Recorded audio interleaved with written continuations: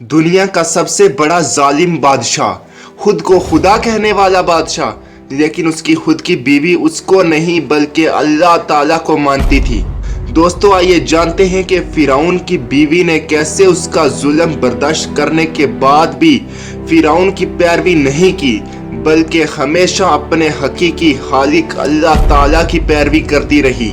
दोस्तों, आइए जानते हैं कि फिरौन की बीवी कौन थी और किस नस्ल से ताल्लुक रखती थी और क्या सबब बना उनके ईमान लाने का।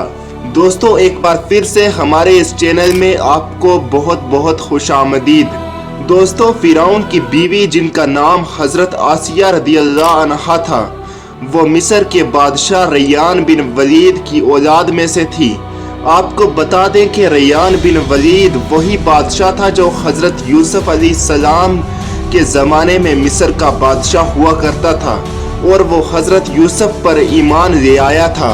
दोस्तों, हजरत आसिया बहुत हसीन और जमील थी और फिरौन को बहुत नापसंद करती थी।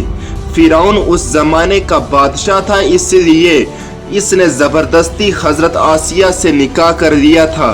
दोस्तों, फिरौन उस ज़माने में मिस्र का बादशाह था, इसलिए मालो दौलत और अपनी ताकत की वजह से मगरूर और बेलगाम था। वो हमेशा बनी इसराइल पर तरह तरह के जुल्म सितम करता रहता और खुद को खुदा कहता। दोस्तों, एक बार जब फिरौन अपने जादूगरों के साथ अपने तख्त पर बैठा हुआ था तो बहुत से लोग भी वहाँ मौजूद थे। वहाँ मूसा अलैहिस्सलाम भी आए। तभी वहाँ पर फिरौन और उसके जादूगर अपने हाथों से रस्सियाँ फेंकते और वो आगे से सांप बन जाती। ये देखकर लोगों में अफरा तफरी फैल गई और लोग इधर से उधर भागने लगे। ये देखकर जादूगर और फिरौन जोर जोर से हंसने लगे और खुश होने लगे। तभी मूसा अलैहिस्सलाम ने अपना असा मुबारक ज़मीन पर रखा और देखते ही देखते वो बहुत बड़ा अजदहा बन गया और उसने जादूगरों के तमाम सांपों को निगल डाला। ये देखकर सभी जादूगर अल्लाह पर ईमान ले आए।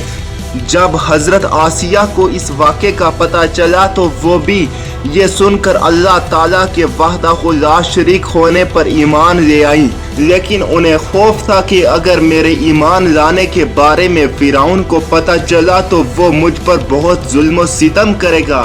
फिर भी उन्होंने सब कुछ अल्लाह की ज़ात पर छोड़ दिया।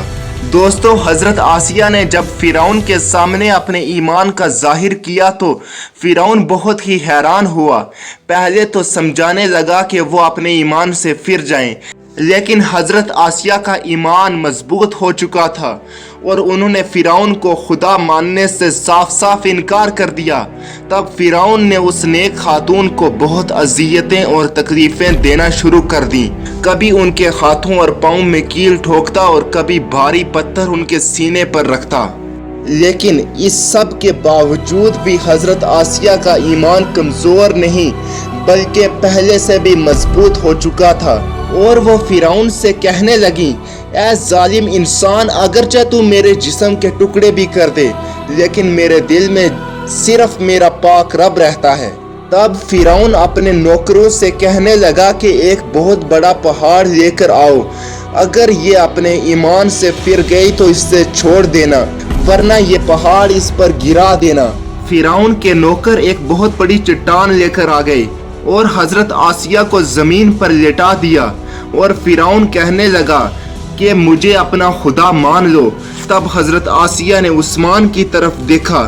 अल्लाह ताला ने उनकी आंखों से पर्दा हटा दिया था और वो जन्नत में अपने लिए एक मोतियों से बना महल देख पा रही थी। तभी उनकी रूह उनके जिस्म से जुदा हो जाती है और वो जालिम सिर्फ एक बिना रूह के जिस्म पर चट्टान गिराते हैं। दोस्तों, हजरत आसिया ने बहुत ज़्यादा तकलीफ़ों के बावजूद भी अपना ईमान नहीं छोड़ा और अल्लाह ताला ने उनका मुकाम सबसे ऊंचा रखा है। सुभान अल्लाह।